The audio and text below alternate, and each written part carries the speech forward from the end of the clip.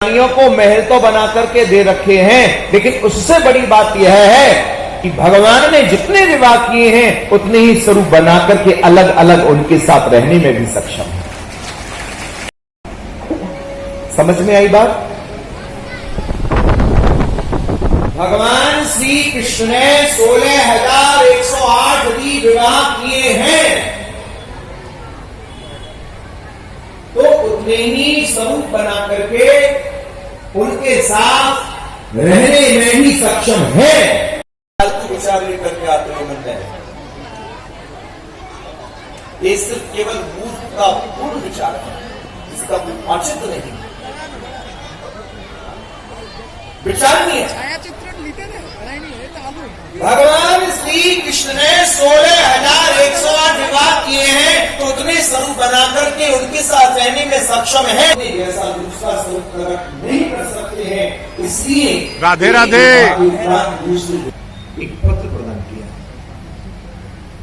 वह पत्र भगवान ने पास में करे श्री उद्धव जी महाराज को दिया।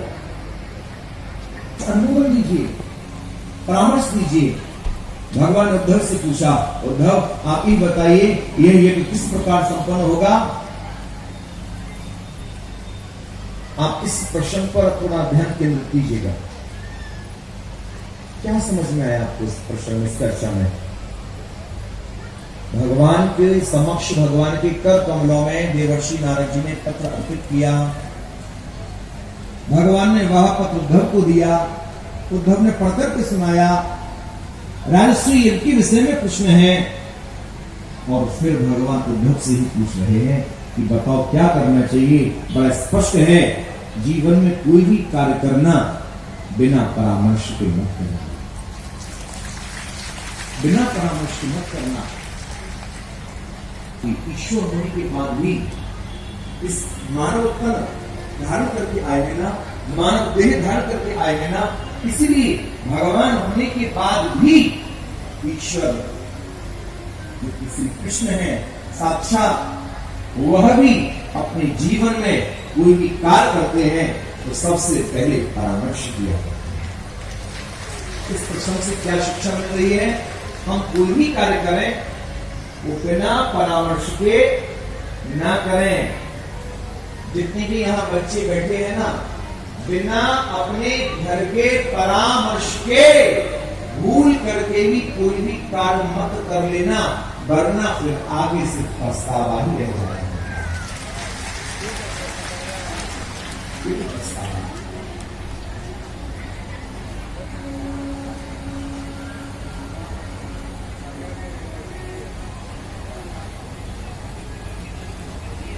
जो भी आपका अपना है,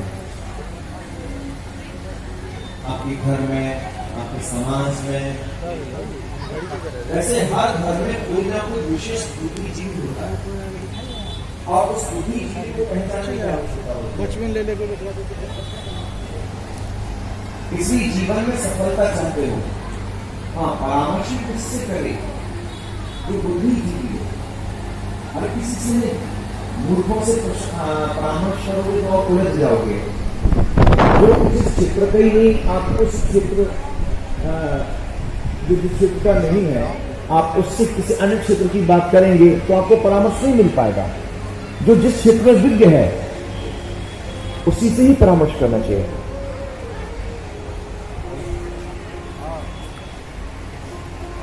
आज उद्धव जी ने कहा, प्रभु यह तो बिना दिग्विजय के संभव ही नहीं,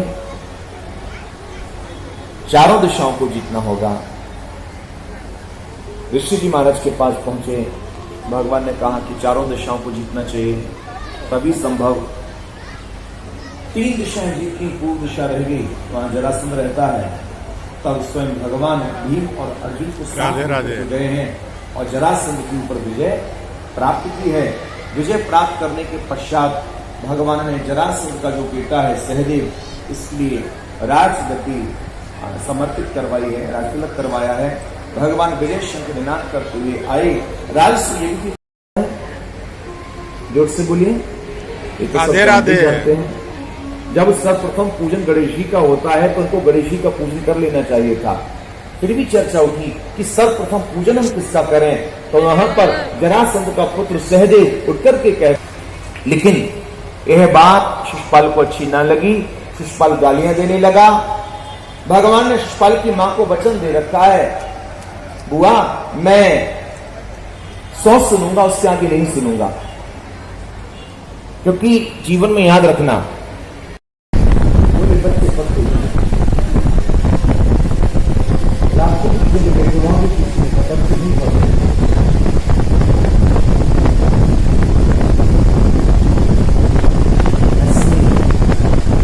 सबकी की कमी नीचे होती है। कई बार बच्चा कितना पढ़ता है समझ नहीं पाते, लेकिन मैं इस व्यास जी से चुकी कोई अपने मन की बात ऐसी नहीं कह सकता। यदि कहा है माताओं जितनी बच्चे प्रसिद्ध हैं, मैं इस व्यास जी से सभी बच्चों से निवेदन करूंगा, इतना मन लगाना पढ़ने में, इतना मन लगाना जो आपका रिजल्ट आए तो आपके मम्मी पापा की बुरी होगी।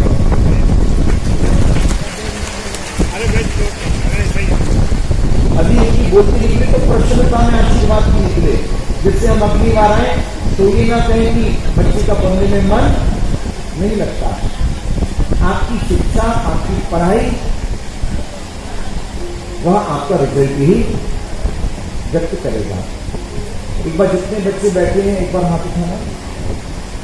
अरे वाह, सभी बच्चे स्कूल जाते हैं ना। स्कूल जाने में कोई रोता तो नहीं है, कोई बहाने तो नहीं लगाता। एक बात बताओ, अच्छा स्वयं भगवान श्री कृष्ण ईश्वर होते हुए भी अपने जीवन में शिक्षा को अहम स्थान प्रदान किया। श्री कृष्ण स्वयं विद्यालय पढ़ने की जाया करते हैं और विद्यालय में जाकर के सिर्फ शिक्षा की बात और कुछ चीजों की बात नहीं। कई बार हम लोग बहुत ज्यादा मित्र बना लिया करते हैं, दोस्त बना लेते हैं, सहेलियां बना लिया करते हैं। एक सीमित दायरा होना चाहिए मित्रों का भी। राधे राधे। विद्यालय में हमारा जो सबसे बड़ा मित्र हो वह हमारी विद्यालय की पुस्तकें ही होना चाहिए, हमारी बुक। एक ऐसा ब्राह्मण मित्र है जिसने भगवान के ऊपर आने वाले संकट को स्वयं अपने ऊपर धारण कर लिया। इसलिए विप्र को, ब्राह्मण को महन बताया, जो भगवान के ऊपर आने वाले संकट को भी संधारण कर लिया करता है। इसलिए ब्राह्मण सर्वत्र पूजनीय हो जाया करता है।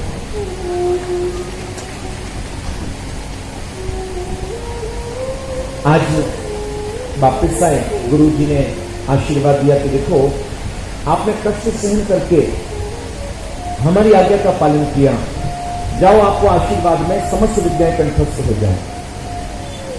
देखिए आशीर्वाद में बहुत बड़ी ताकत होती है, बहुत बड़ी ताकत। कई बार आशीर्वाद से ऐसे ऐसे काम हमारे बन जाया करते हैं जिसकी हम जीवन में कभी कल्पना नहीं कर पाया करते। इस सच है। हम जब भागवत का अध्ययन करने के लिए जाया करते थे पढ़ने के लिए, तो पढ़ने में मन नहीं लगता था। हम गुरु जी के से भागवत पढ़ने इसलिए जाते थे, गुरु जी के घर की खीर बड़ी अच्छी बनती थी। तो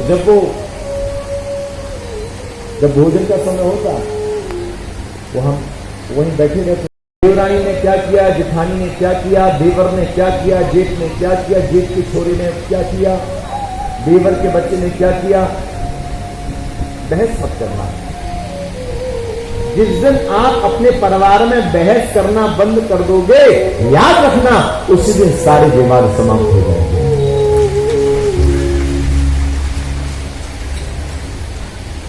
प्रत्युत्तर मत दो। कई बार हम लोग अपने बड़ों से जवान लड़ा जाते हैं। बहुत से बच्चे अपने माता पिता से और बड़ों का भी कर्तव्य है। यदि बड़ों को जब लगे ना अब हमारी उतनी चल नहीं रही घर परिवार में, तो सच बताऊं सबसे बढ़िया ज्यादा से ज्यादा मौन रहना आरंभ कर दीजिए। मौन रहिए। मौन रहने में बहुत बहुत फायदा है, बहुत फायदा। सारे विवादों का हल है मौन। आप किसी को फालतू में जवाब ना दें। क्या बताऊं, यही तो नहीं होता।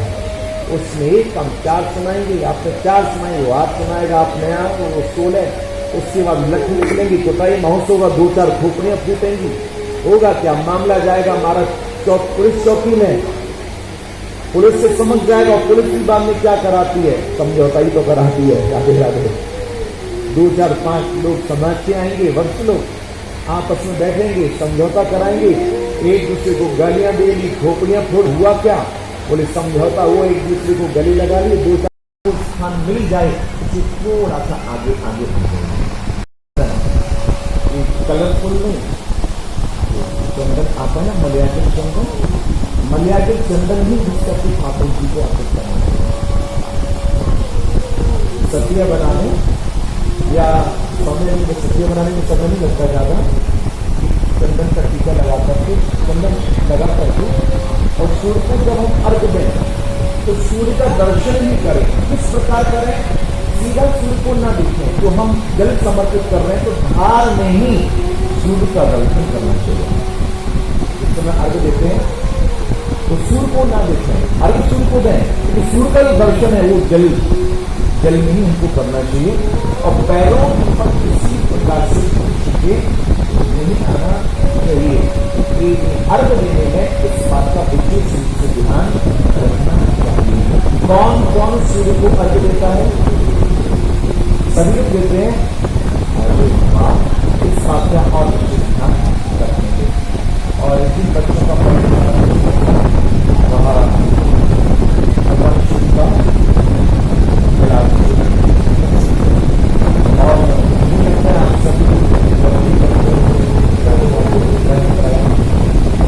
और सुबह जितना जल्दी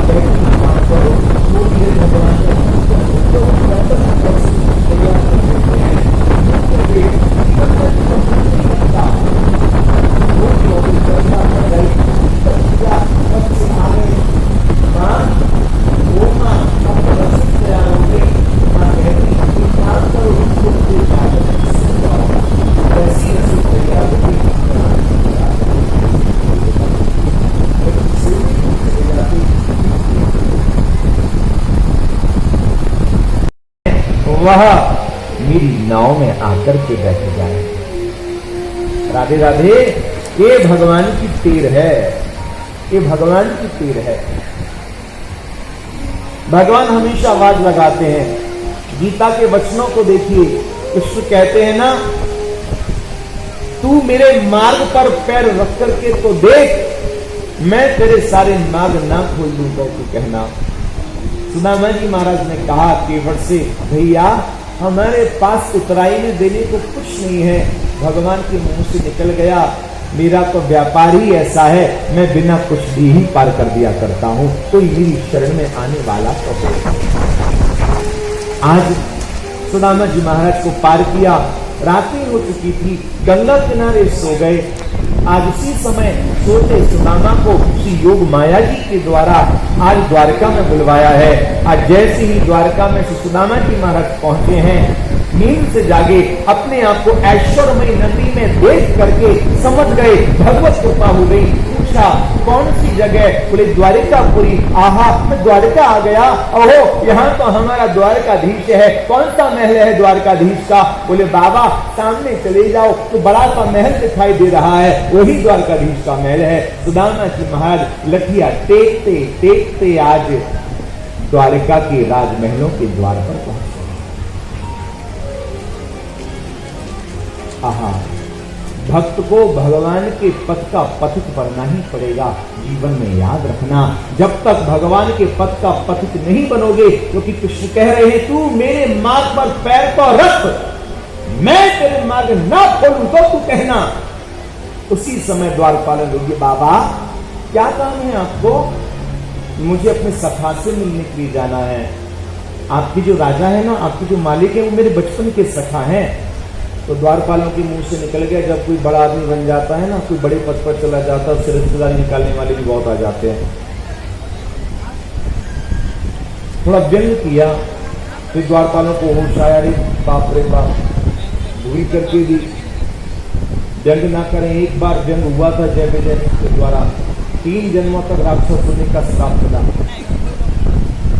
बाबा कुछ चाहिए तो बताइए। बोले मैं कुछ मांगने नहीं आया, मैं तो प्रभु का दीदार करने आया हूं। बाबा आप यहाँ ठहरे, हम आपका संदेश पहुंचा करके आते हैं। भगवान के निकट पहुंचे और उस समय सुदामा जी महाराज के स्वरूप का वर्णन कर रहे हैं। कैसे हैं सुदामा जी महाराज का, कैसा स्वरूप है? शीश पगाना झगातन में विवल हो गया। आदर पूर्वक राजमहलों में लेकर के आए। सुदामा जी महाराज को पकड़ करके बड़े आदर पूर्वक भाव से ठाकुर जी लेकर के आए हैं। दिव्य सिंहासन पर आसीन किया और उस समय श्री रुक्मिणी जी से कहा, सुदामा जैसे भक्त का दर्शन भाग्य से प्राप्त होता है, अतः चरण प्रक्षालित करना है। जल की भारी पात्र लेकर के आइए। और उस समय श्री रुक्मिणी जी सुंदर परात और जल की भारी लेकर के आई हैं। भगवान ने देखा सुदामा जी महाराज के पैरों में बहुत ज्यादा कीचड़ लगी हुई है, क्योंकि काफी मिट्टी से गिलाया था, रास्ता कच्चा था, खराब था, जगह जगह पानी भरा था, तो पैर बहुत गंदे हो गए थे। तो भगवान ने सोचा चलो मैं अपने पीताम्बर से इनके पैरों में जो अंकित जो रज है, मिट्टी जो लगी है, उसको साफ कर लूं। तो जैसे साफ करने लगे तो देखो बहुत सारे कांटे सुदामा जी महाराज के चरणों में अंकित थे। भगवान ने एक एक करके कांटे निकालना आरंभ किया, लेकिन एक ऐसा कांटा विवाह में फंसा हुआ था कि जिसको निकालने के लिए आज भगवान को अपने अधरों का स्पर्श कराना पड़ा। और जहां स्पर्श कराया ऐसी बिहाल विवाहिन सो अब कंठक चाल लगे पग धोए। ऐसे बिहाल विवाहिन के पग कंठक चाल लगे पग धोए। आए महादुख आए सखा तुम, आए ना किते दिन हो। आए महादुख आए सखा तुम, आए ना किते दिन हो। देखे सुदामा की दीन दशा, देखे सुदामा की दीन दशा, देखे सुदामा की दीन दशा,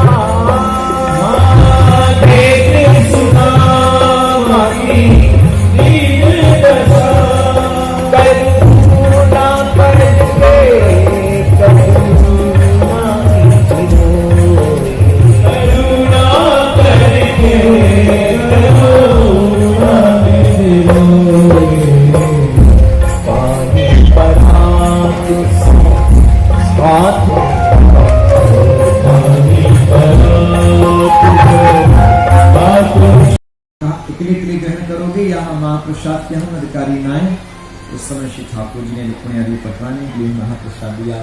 कहा जहाँ अन्य क्षेत्र में चावल रखे हुए हैं वहाँ इस प्रसाद को आप मिला देंगे, जिससे समस्त द्वारकावासी में इस महाप्रसाद का वितरण हो जाएगा। कुछ दिनों तक रहने के पश्चात सुदामा जी महाराज को घर की याद आ गई। किसी से कहा आपको में घर की याद आ रही है, तो भगवान ने व्यक्त कर दिया, सच बताओ घर की याद आ रही है घर वाली की आ रही है? तो सुदामा जी महाराज ने कहा कि बाबा जी थोड़ी ना बेटी बच्चे माला होंगे, मित्र है इसलिए मित्र को तो व्यक्त है करने के स्थान दिया गया है। तो भगवान ने कहा मना किसने किया? मौसम बड़ा अच्छा ठंडा ठंडा, उन्होंने यहाँ के राशि वस्त्र उतार दीजिए, लाइए कि वही पुराने वस्त्र धारण करा करके आज सुदामा जी महाराज को बुरा किया है। सुदामा जी महाराज ने पूरी कुछ नहीं मांगा है। आज उसी समय भगवान ने विचार किया सुदामा ऐसे जा रहा है, उसी समय सुदामा को रोका, माथे तो ऐसा किया किया है, मैं तो कठिन रेख डालेंगे तो रेखाओं को पहले दिखा दिया, जिन कारण से सुदामा जी के जीवन में